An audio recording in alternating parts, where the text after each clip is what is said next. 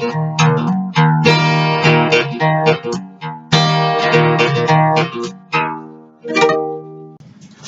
hello everybody. Welcome back to What's Cooking at Bert's Kitchen.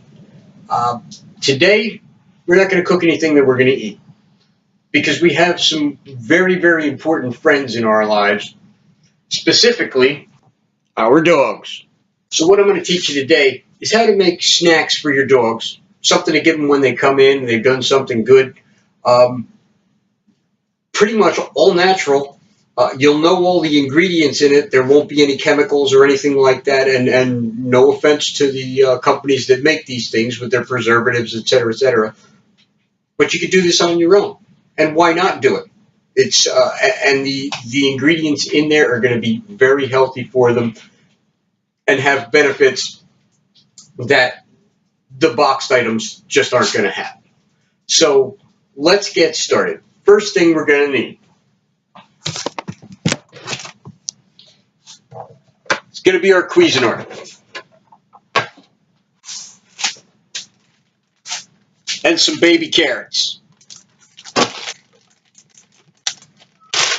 So we're going to take about a dozen or so of these.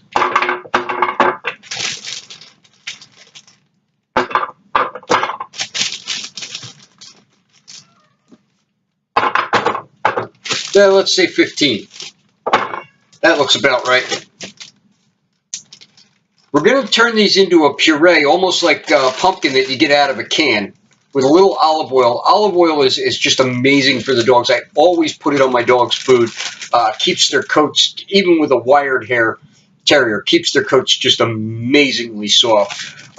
And their skin nice and moist. They don't get hot spots, even down here in Florida.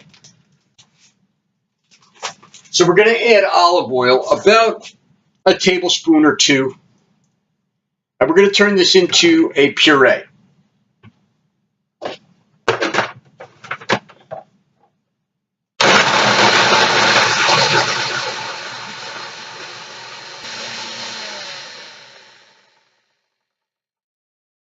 Now, it's not quite there yet. It's ground up pretty good, but it's not quite where we want it yet for the consistency we're looking for.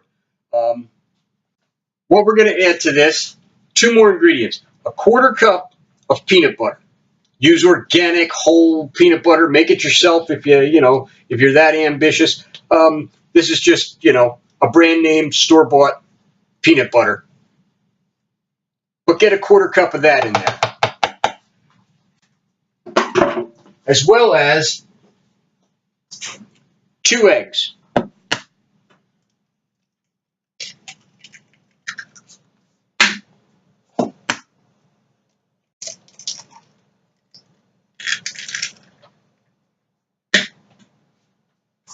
Straight down our side so that everything gets good and mixed.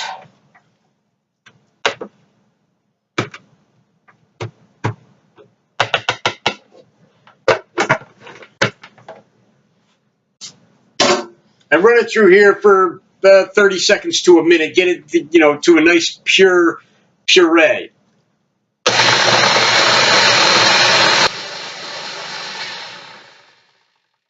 Okay, so there we go.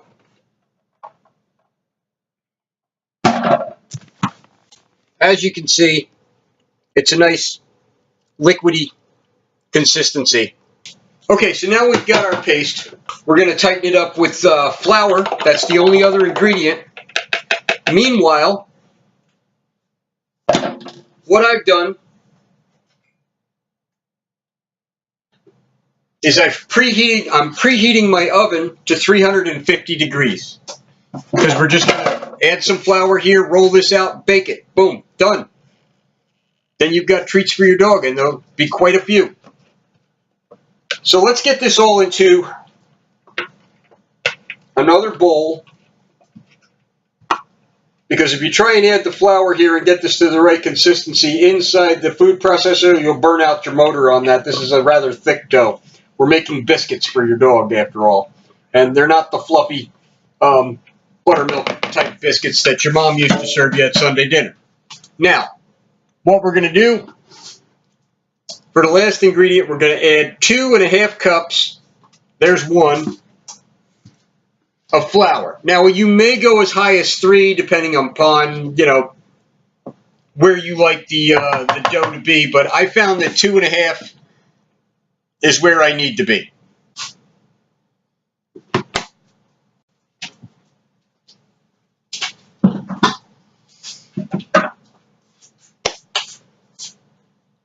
So all we're going to do is get a fork and mix this all in.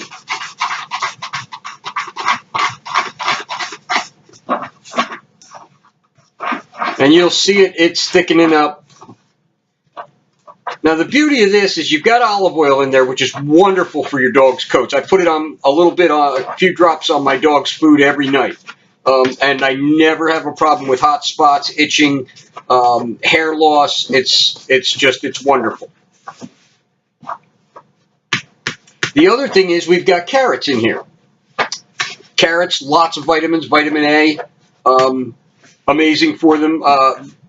Eggs, lots of protein. Dogs are carnivores after all.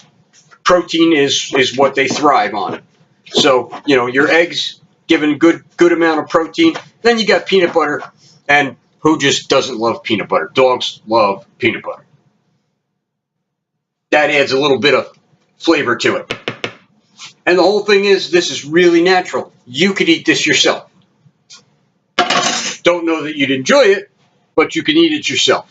Now, what I'm doing here is just getting my hands in now that I've got this dough mixed in pretty good, because I want the dough to come together in a ball.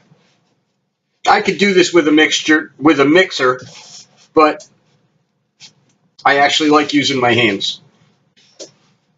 And don't worry about over mixing it, over kneading it, anything of that nature, because it's just not going to happen. This is not one of those touchy little doughs. This we want to be nice and dry. And it's not going to get too tough for a dog. Their jaws chew through bones. You're not going to screw this one up. So here we have a lump of all natural dough. Now all we got to do is roll it out, cut it up, put it on the pan, and bake it for 15 minutes. So here I have a baking pan. I'm going to roll it out right on the pan. Grab yourself a little flour and dust it on there so the dough doesn't stick. And you really only need, just a little bit. Press your dough out here.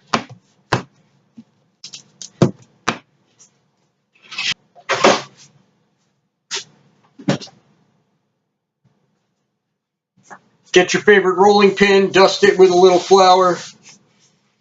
And then we'll just roll this out. As thin or as thick as you'd like it.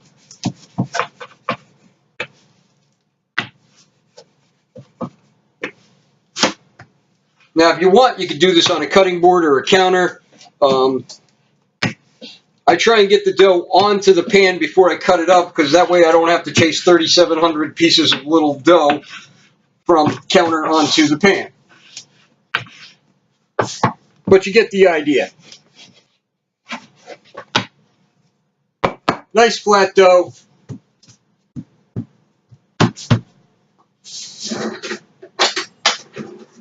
I break out a pizza roller and cut them to the size you want.